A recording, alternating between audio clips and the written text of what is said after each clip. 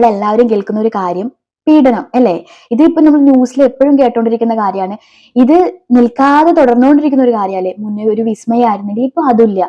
നമ്മളെല്ലാവരും ജീവിതത്തിൽ നമ്മൾ ഒരുപാട് വേദനിപ്പിക്കുന്ന അല്ലെങ്കിൽ നമ്മൾ ഒരിക്കലും കേൾക്കാൻ ആഗ്രഹിക്കാത്ത കാര്യങ്ങളൊക്കെയാണ് കേട്ടോണ്ടിരിക്കുന്നത്. പക്ഷേ ഇതൊക്കെ എവിടുന്ന് വരുന്നു എന്ന് പലപ്പോഴും ചിന്തിച്ചിട്ടുണ്ടോ? ഒരു പെൺകുട്ടിക്ക് കുറച്ച് ഡിസിഷൻ എടുക്കാൻ പറ്റാത്തൊരു സിറ്റുവേഷൻ, ആ സിറ്റുവേഷനിലാണ് ആ കുട്ടി ഇറങ്ങി വരാവുന്ന കാര്യമുള്ളൂ. ജീവിതം ജീവിക്കാൻ ഒരുപാടുണ്ടെന്നും, പക്ഷെ അത് എവിടെ നിന്നാണ് ആ കുട്ടിക്ക് കോൺഫിഡൻസ് കിട്ടാതെ പോയത്? എനിക്ക് തോന്നുന്നത് പാരന്റ്സ് എന്ന് പറയുന്ന നമ്മുടെ ഈ ലോകത്ത് ഇപ്പോഴും മാറാത്ത ഒരു ജീവിത രീതിയാണ് പാരന്റ്സ് എന്ന് പറയുന്നത്.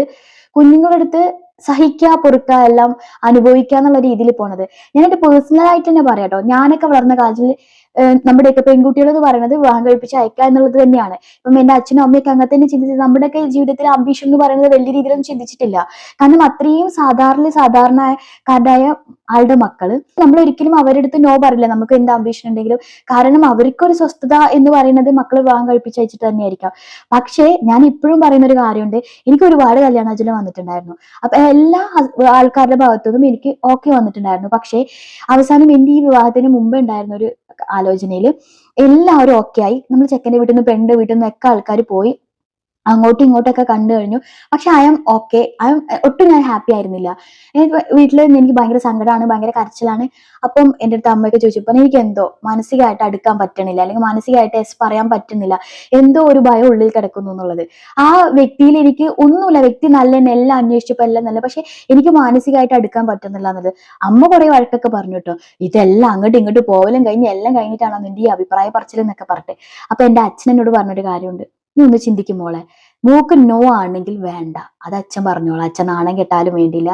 മോൾക്ക് നോ ആണെങ്കിൽ വേണ്ട, കാരണം മോൾക്കത് മാനസികമായിട്ട് അഡ്ജസ്റ്റ് ചെയ്യാൻ പറ്റാത്ത ഒരു വ്യക്തിത്വം ആണെങ്കിൽ വേണ്ട എന്ന് പറഞ്ഞ എനിക്ക് ഇപ്പോഴും പ്രൗഡാണ്. കാരണം അത്രയും വിദ്യാഭ്യാസവും ഇല്ലാത്ത സാധാരണ കൂലിപ്പണിക്കാരനായ എൻ്റെ അച്ഛന് പറയാൻ തോന്നിയിട്ടുണ്ടായിരുന്നു.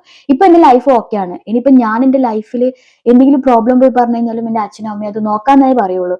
കാരണം ഓരോ പാരന്റ്സും അങ്ങനെ ചിന്തിക്കുക. കാരണം നമ്മുടെ കുഞ്ഞുങ്ങൾ നമ്മുടെ അടുത്ത് വന്നിട്ട് എന്തെങ്കിലും ബുദ്ധിമുട്ടുകൾ പറയാണ്, അപ്പോൾ നിങ്ങളിത് സഹിക്കുക, അല്ലെങ്കിൽ ഇത് നിങ്ങൾ സഹിക്കണം, ഇതാണ് നിങ്ങളുടെ ജീവിതം എന്ന് പറഞ്ഞു കൊടുക്കാതെ, മോള് വരിക, നമുക്ക് സംസാരിക്കാം, സംസാരിച്ചിട്ട് നടക്കാത്തൊരു കാര്യമാണെങ്കിൽ നമുക്കൊരു ഡിസിഷൻ എടുക്കാം എന്ന് പറയാനുള്ള ഒരു ഇത് വേണം. കാരണം എല്ലാത്തിനും നോ പറഞ്ഞ് അല്ലെങ്കിൽ ഡിവോഴ്സ് എന്ന രീതിയിൽ പോകണമെന്നൊന്നും ഞാൻ പറയില്ല കേട്ടോ. ഒരു പക്ഷേ പെൺകുട്ടിയുടെ ഭാഗത്തും ആൺകുട്ടിയുടെ ഭാഗത്തും രണ്ടു ഭാഗത്തും തെറ്റുകൾ ഉണ്ടാവാം. സംസാരിക്കണം, മനസ്സിലാക്കണം, എന്നിട്ട് ഡിസിഷൻ എടുക്കണം. അതിനുള്ള ഒരു മുൻതൂക്കം അല്ലെങ്കിൽ അതിന് വേണ്ടിയിട്ട് ഇറങ്ങിത്തിരിക്കാൻ പാരന്റ്സ് തീരുമാനിക്കണം. എന്നാലാണ് നാളെ വിസ്മയങ്ങളും അതുല്യങ്ങളും ഇല്ലാതിരിക്കുക.